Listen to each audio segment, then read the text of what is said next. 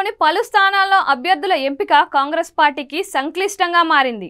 అభ్యర్థుల ఎంపికపై ఢిల్లీలో సమావేశమైన పార్టీ ఎలక్షన్ కమిటీ ఈ అంశంలో ఎలాంటి నిర్ణయం తీసుకోలేదని తెలుస్తోంది. పలు స్థానాల్లో పోటీ కోసం అభ్యర్థుల మధ్య పోటీ ఎక్కువగా ఉండటమే ఇందుకు అసలు కారణంగా కనిపిస్తోంది. మల్కాజ్గిరి, సికింద్రాబాద్, భువనగిరి స్థానాల్లో ఈ జాబితాలో ఉన్నట్టు టాక్. అత్యంత కీలకమైనది. గతంలో సీఎం రేవంత్ రెడ్డి ప్రాతినిధ్యం వహించిన మల్కాజ్గిరి సీటు కోసం సునీతా మహేందర్ రెడ్డి, కంచర్ల చంద్రశేఖర్ రెడ్డి మధ్య పోటీ నెలకొంది.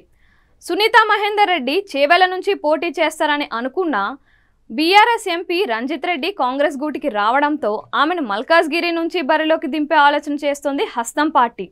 అయితే ఈ సీటు కోసం బీఆర్ఎస్ నుంచి కాంగ్రెస్లోకి వచ్చిన కంచర్ల చంద్రశేఖర్ రెడ్డి కూడా గట్టి ప్రయత్నాలు చేస్తున్నారు. దీంతో మల్కాజ్గిరి సీటుపై పీఠముడి వీడడం లేదు. సికింద్రాబాద్ సీటు కోసం కూడా కాంగ్రెస్లో పోటీ ఉంది. బీఆర్ఎస్ నుంచి కాంగ్రెస్లోకి వచ్చిన జీహెచ్ఎంసీ మాజీ మేయర్ బొంతు రామ్మోహన్ ఈ సీటును ఆశిస్తున్నారు. అయితే ఇటీవలే హస్తం గూటికి చేరిన బీఆర్ఎస్ ఎమ్మెల్యే దానం నాగేందర్ను ఇక్కడ నుంచి ఎంపీగా బరిలోకి దింపాలనే ఆలోచన కూడా కాంగ్రెస్ నేతల మదిలో ఉంది. దీంతో సికింద్రాబాద్ సీటు వీరిలో ఎవరికి దక్కుతుందనే అంశంపై ఉత్కంఠ నెలకొంది.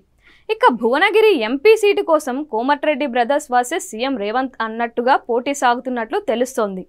భువనగిరి నుంచి మునుగోడు ఎమ్మెల్యే కోమటిరెడ్డి రాజగోపాల్ రెడ్డి భార్య లక్ష్మిని బరిలోకి దింపాలని కోమటిరెడ్డి బ్రదర్స్ భావిస్తున్నారు. అయితే ఈ సీటు కోసం సీఎం రేవంత్ సన్నిహితుడైన చామల కిరణ్ కుమార్ రెడ్డి గట్టిగా పోటీ పడుతున్నారు. భువనగిరి నుంచి గతంలో కోమటిరెడ్డి బ్రదర్స్ ఇద్దరు ఎంపీలుగా గెలిచారు. ఇక్కడ వారికి గట్టి పట్టుంది. దీంతో వాళ్ళని కాదని మరో వ్యక్తిని సీటు ఇచ్చే పరిస్థితి లేదు. అయితే చామల కిరణ్ కుమార్ రెడ్డికి సీటు ఇప్పించేందుకు సీఎం రేవంత్ రెడ్డి గట్టిగా ప్రయత్నాలు చేస్తున్నారని తెలుస్తోంది. మల్కాజ్గిరి, సికింద్రాబాద్, భువనగిరి సీట్లలో పోటీ ఎక్కువగా ఉండడంతో ఫ్లాష్ సర్వే నిర్వహించి ఇక్కడ అభ్యర్థులను ఎంపిక చేయాలని కాంగ్రెస్ భావిస్తున్నట్లు తెలుస్తోంది.